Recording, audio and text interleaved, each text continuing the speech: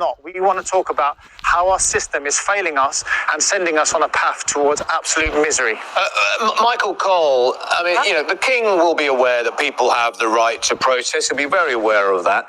I mean, if there was any protest that was going to happen on his grounds, this is probably the one he might well have real favourable opinions about and actually support the cause. Good morning, Adil. Good morning, Kate. Of course, it's very fine for these people to have a nice camping weekend with the added attraction of echo chamber political speeches. If that's what they want, let them do it. But why drag the King into it, except for some easy publicity? As you both said, he was an environmental campaigner for causes long before most of the people who are camping there this weekend were even born. He's been an advocate over. Yeah, but what you're actually doing is you're trying to make out that all his publicity stunts and his surface image is the true fact and the reality of what the Queen and Charles have done and achieved, which under proper scrutiny, not under this facade, this false pretense of, oh, look, I give some money to charity. It's almost kind of like going into a shop and, putting some change in a charity box and saying, oh, I support charities. The King and royal family have got a need to appear charitable to the public or they won't be loved by the public. The public weren't cheering them on in 1066 when we were being invaded under an armed invasion and everyone had to kneel at sword point when Godwinson had already been up to defend the island from the northeast invasion up by York and then had to immediately march back down to Hastings to defend it in France, protecting the people. Was William the Conqueror an advocate of the environment and peace then? No, he was saying, I'm taking over this place whether you like it or not with an armed force, and people died at sword point. If any farmers or any members of the public intervened, they were going to be dealt with. And that's the case now in this protest that they're doing, actually. Even in the park, that they're doing a protest. None of them are armed. None of them have got weapons. None of them even got armour or shields or protection. Yet they've put a double, police fence around the gate, even though it's a political action through rights and the law of England. And they've even got a right to walk up to the King and hand him their petition or give a verbal notice. And even when you needed requirement of the courts to do that, 10 people could do it. 10 people could do it without multiple armed police and barriers, without court permission, and then more than when you got permission. So the truth is with this royal advocate guy who's on here at the moment is now that we've actually got us head around what's been happening through history and we roll the legislation out like a red carpet, and we have a look at what the King and the Queen have been up to. What has Elizabeth been actually up to? Well, what she's been up to is, the most recent occurrence is we've clocked King Charles repping at the World Health Organization and World Economic Forum. He's been going there repping for England, seeing though he's the king, not in a Ford Mondeo, but in a private jet. And he's been sealing deals and doing handshakes with them when they were attempting to override the 1688 Bill of Rights, the right to petition and right for us to take political actions to affect law in matters of church, state or law. If there's some health emergency or pandemic, which means that any virus could be released as a bioweapon and then we would all be locked inside and then they could take over the country and we might not even be able to come out and vote for who we want. And then when they lock down the computers, then people couldn't even do it over the internet. Who's going to be in charge of the country then when, you can't even go out to a polling station and then, you can't speak freely on the computers to even challenge if the computers are being run fairly? he's tried to take, he's illegally, let's get this clear. This gentleman here needs to accept under oath of truth and fact that King Charles has tried to, he's acted, he's repped on behalf of England for policies that foreign agents and agencies have attempted to get us to relinquish and sign to give up rights that it's illegal to give up due to the Act of Settlement 1700, which I pointed out. And if it wasn't for Tess Lowry's petition getting a debate in Parliament with over 100,000 signatures, and then that enabling me to have an existing case with a large number of signatures in which to put a legitimate complaint through Judicial Conduct Investigation Office against Charles, we might well have had our rights taken away illegally.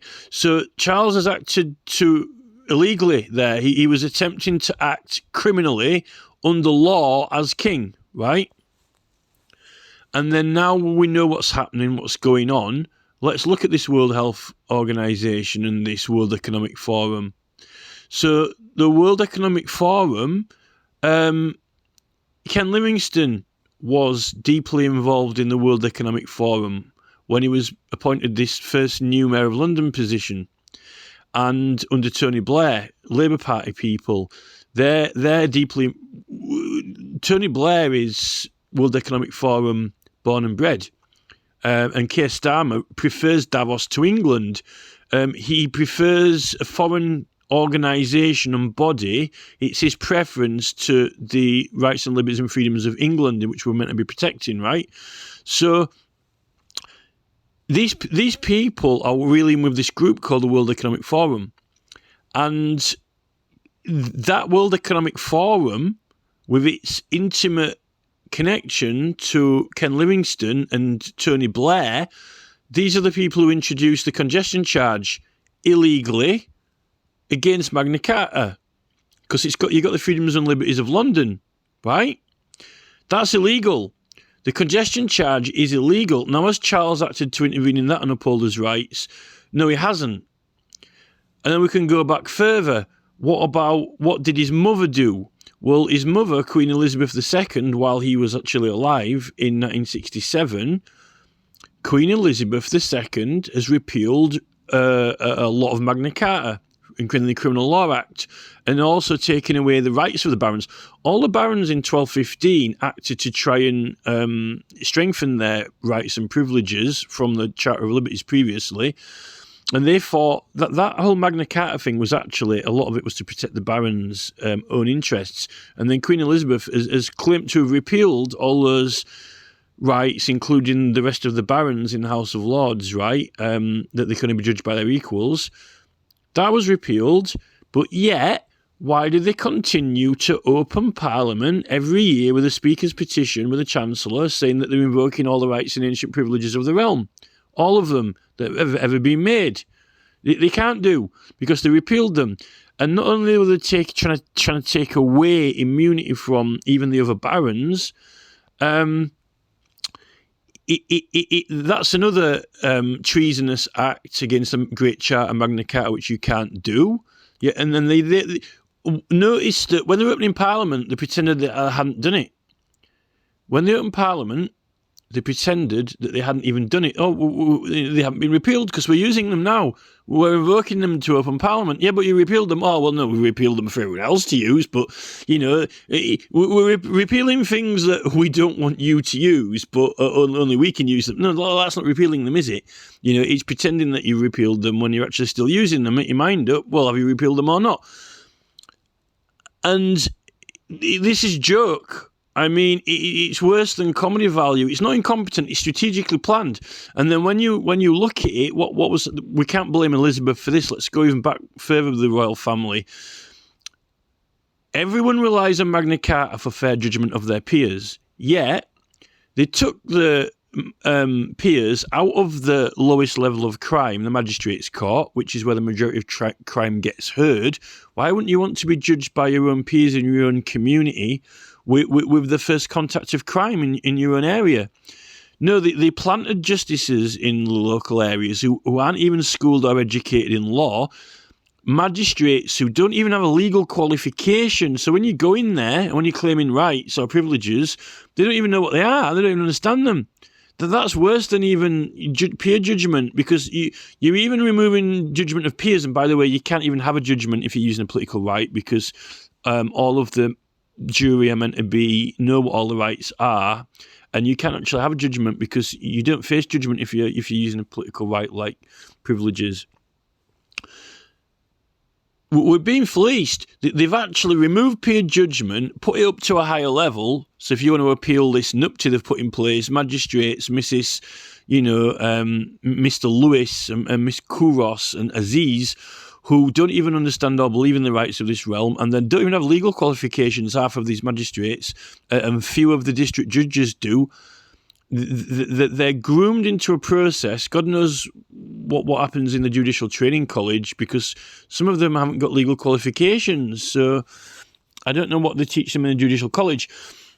And there's no judgment from the public in business deals, in factory ownerships, in product corporate challenges.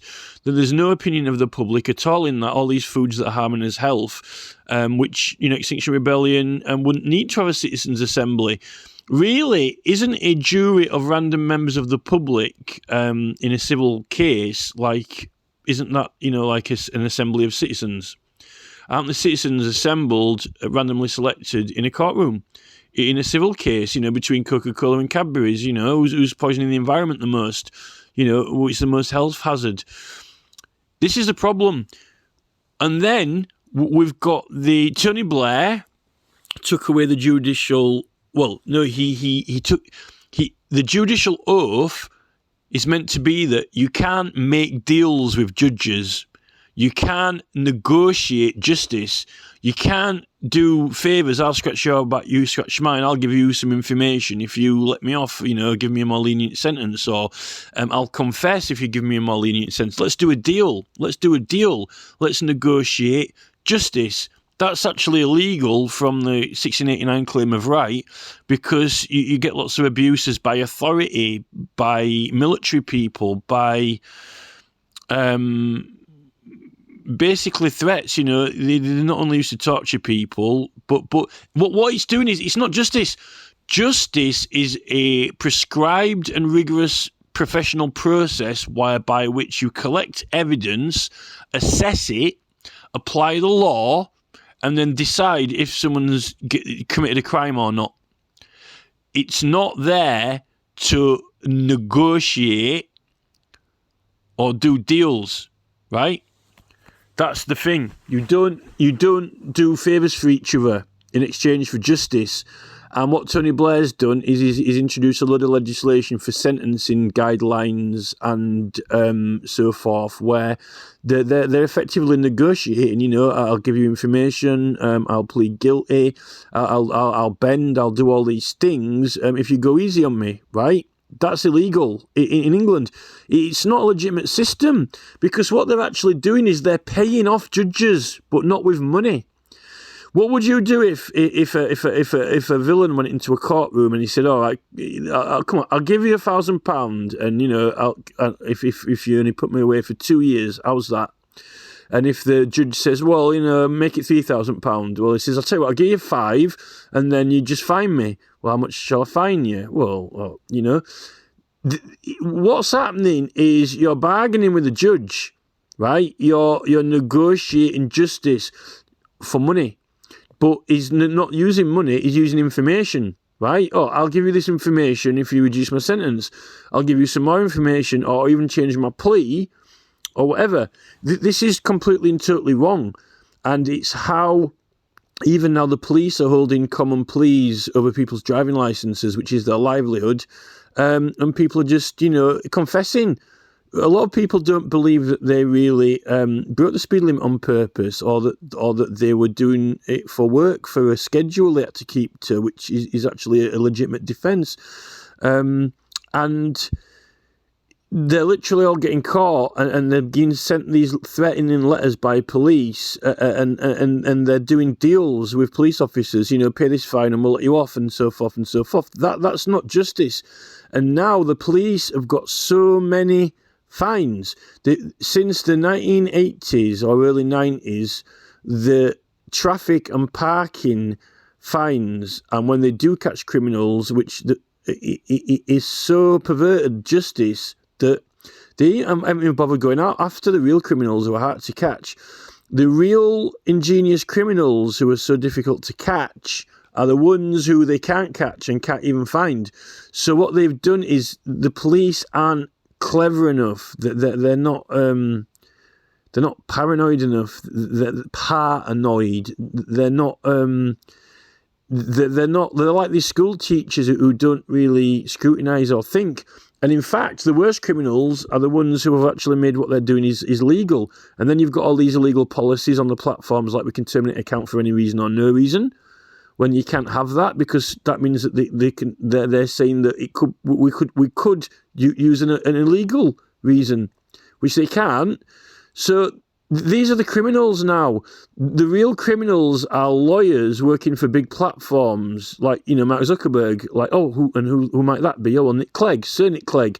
Oh, Sir Nick Clegg, Knight Commander of the Order of the Bath, who is one of the servants of King Charles in his global affairs, right? This gentleman here is living a delusional reality, a pretend cake dressing, a pretend act where Charles walks around and people go and take photos of him doing nice things, like, he just went to a primary school and took some photos of a kid, or he put some flowers on a grave, or he's given some money to a charity or good cause. Meanwhile, these royals, the real power of the people, the real rights of the people, the real right for the people to judge each other, the peers, and even business owners and business deals and all these things that have been going in excess and out of control, and Charles says he's the one who's going to take care of it. Oh, Charles is helping the environment. Well, that's funny, because there was a sugar factory owner in court the other day. If they had a judgment of the public, maybe they wouldn't have let him, take out 20 acres of, greenbelt land, and biodiversity, unless it was some Numpty Chamberlain of the Justice, whatever, who's going against the earth every other day. This is the thing. Why pretend? Because if the public don't love Charles and don't think that he's a goody doing all these good things, then he's not going to be popular, right? The hard line and fact is that he didn't, he wasn't blown in like a scrub brush. He didn't come into the country, right, like Santa Claus on a sleigh, right, giving out presents.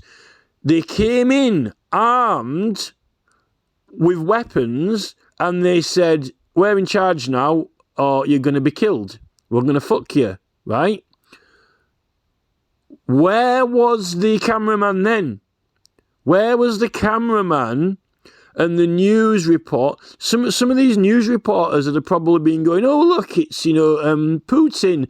Come on in, Putin. Look, Putin's arrived at Hastings in a submarine, armed. He's shooting people on the beach, Here comes the king, the glorious King Putin. Come in. Kneel before Putin. Oh, and look, here's Macron. Kneel before Macron. Oh, Mr. Macron, I'm so sorry, you are now my king.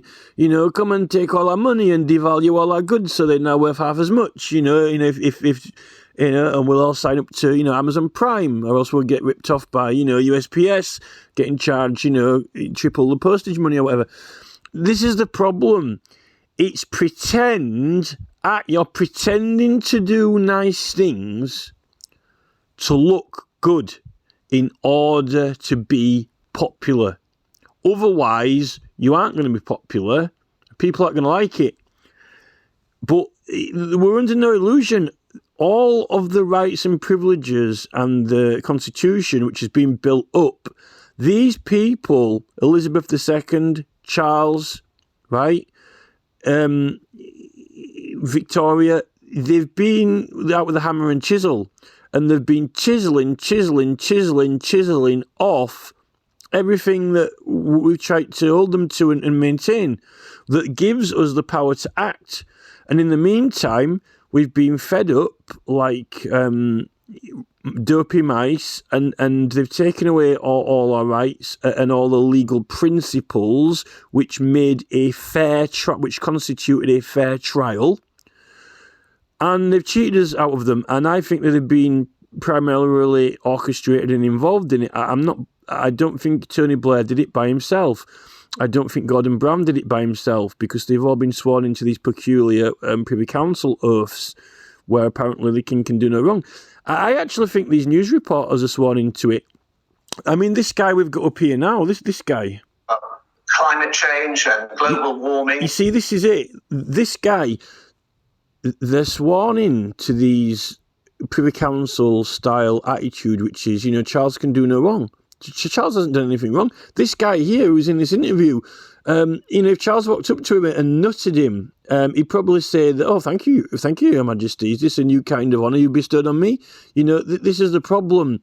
He can't see anything being done wrong by Charles. He can't even understand it. He hasn't got the capacity to understand it. And that's the problem. By the time we've had an immigration influx, and by the time we've had a dopamine orgy with all the doped up Taco Bell products that have been sending everyone dumb, they can't actually see or understand anything being done wrong. They don't need to take the Privy Council oath. They've actually physically been made into creatures which don't have the calibre to understand the truth.